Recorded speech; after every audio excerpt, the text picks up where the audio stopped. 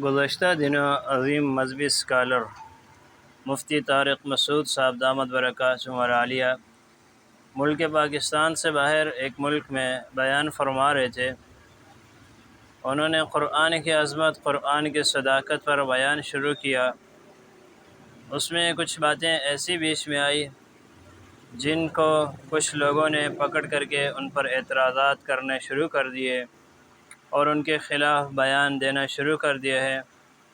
میرے خیال سے ہمیں اپنا ذہن وسیع رکھنا چاہیے، سوچنا چاہیے کہ ایک بندہ کس لائن کا ہے، کس فیلڈ کا ہے، وہ بات جو کر رہے ہیں وہ کس مناسبت سے اور کس موقع سے کر رہے ہیں اور ان کی بات کا مطلب کیا ہے۔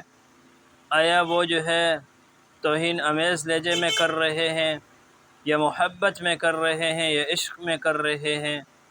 ہم ان ساری چیزوں کی پرواہ کیے بغیر اپنے دماغ کو، اپنے عقل کو چلا کر کے اور ان کو مجرم ٹھہرا دیتے ہیں، جو کہ انتہائی برا فعل ہے۔